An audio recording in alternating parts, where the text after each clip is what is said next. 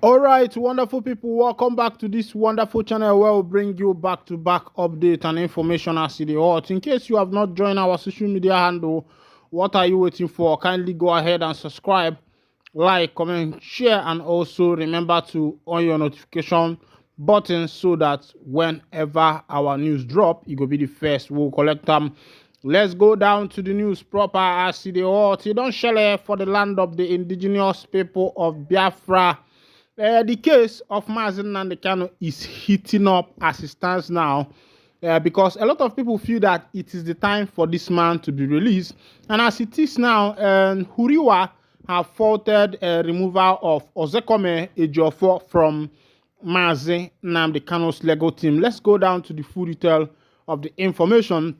Human Rights Writers Association of Nigeria has denounced the removal of Mike Ozekome and Ifeanyi Ejiofor from the leader of the indigenous people of Biafra, Nnamdi Kanu's legal team. The right advocacy group described the move as not just a high court technical error, but a profound misstep considering the monumental successes both lawyers have achieved while defending Kanu. The group, in a statement by its national coordinator, Emmanuel Onwubiko, yesterday highlighted that the removal of Ozekome and Ejiofor occurred at a critical juncture in Kanu's legal battle.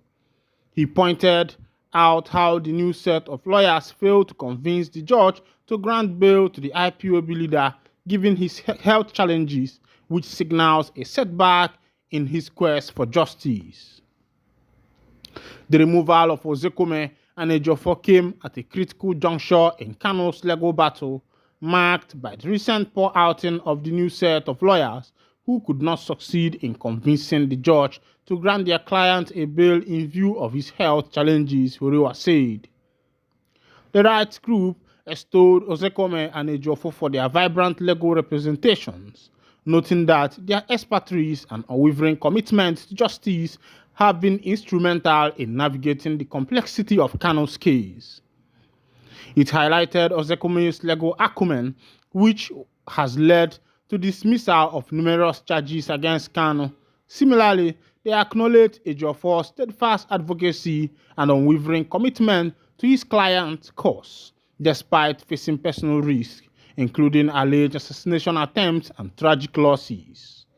Meanwhile, the youth wing of the APES Igbo Socio-Cultural Organization, Ohanaeze Ndị Igbo Youth Council Worldwide, yesterday called on the federal government to release Kanu and bring about peace in the southeast region. The leader of the IPOB recently stated that he could end insecurity in the region within 2 minutes of his release from detention. A statement issued by the national president of Ohanaeze Ndị Igbo Youth Council, Okwu Nnabike, appealed to the president, Bola Tinubu's government, to leverage on Kanu's assertion and restore normalcy in the region. Okwu noted that Kanu's continued detention is not beneficial to the country, saying that granting him bail would be the best interest of Nigeria's security. He said it was in the overall interest of Nigeria's security that he should be granted bail and allowed to attend his trial from home. Nigeria has been contending with all manner of insecurity from different quarters for years now, even before Tinubu came on board, but any non-kinetic approach that will bring about peace should be speedily embraced by the government. When I don't see as it happen, many people are still choking mouth for the matter where we say a consign Nnamdi Kanu Ohamadike one of Ndị Igbo as they query the government and also pleading with the government to make sure that Nnamdi Kanu is released as soon as possible from the DSS detention. And Ohanaeze is of the opinion that Nnamdi Kanu's release will bring about peace and tranquility in the southeastern part of Nigeria. And I think that the government should look into this thing. Looking at these things, the government has looked into other matters like this, like the case of Sunday Igboho, even the case of Sowore and the rest of them. I think Kanu should be given the same privilege as other political activists in Nigeria. All right, I see the be for Nigeria. The information will be say just enter for my table now. Be say Tinubu don't place 3 months ban on foreign trips for ministers, others.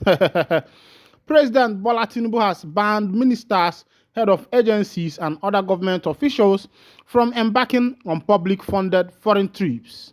The ban will last for 3 months in the first instance and will take effect on April 1st, 2024. This was contained in a letter dated March 12, 2024 and signed by the Chief of Staff to the President Femi Gbajamiamila.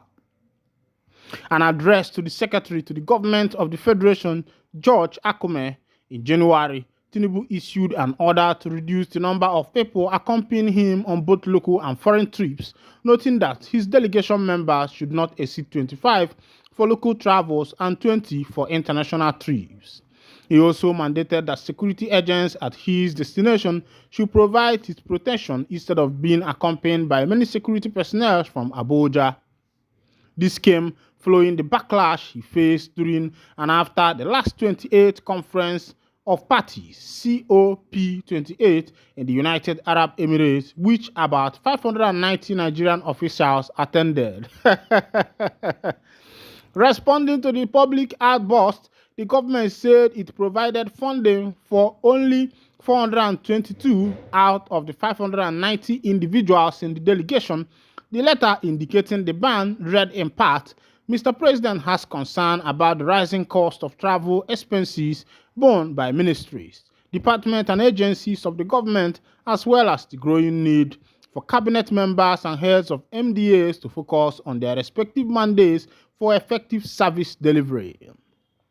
Considering the current economic challenges and the need for responsible fiscal management, I am writing to communicate Mr. President's directive to place a temporary ban on all public-funded international trips for all federal government officials at all levels for an initial period of 3 months from 1st April 2024. The ban, according to the letter, was aimed at reducing costs in governance. It added, the temporary measure is aimed at cost reduction in governance and intended as a cost-saving measure without comprising government functions.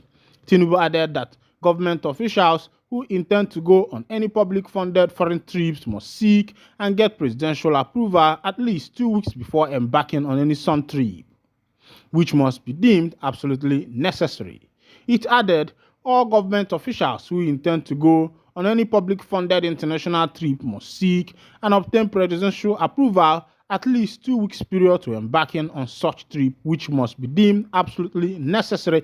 When I don't see as that matter to unfold, my question is this necessary? Is the presidency not overstepping his bound on placing ban on ministers from traveling to outside the country for a public-funded trip? Another matter is this one of the ways of cutting the cost? I think cutting the cost is quite allowing because taking 422 delegates to United Arab Emirates, of course, the government sponsored this trip. I don't know how much the government has spent in sponsoring this number of people for this trip to United Arab Emirates, but I think that must have cost the government a lot. And I think if that's the best way the government will be able to cut costs, I think so let it not be only on the ministers, let it affect each and every office and parastatal in government so that they will be able to know what they are doing with the money and also be able to give a proper account of the expenditure. I think it's high time Nigeria will adopt an open government where the government will be able to tell the people what they are doing with their money and if there is any infrastructural development, the location and the cost of that particular development.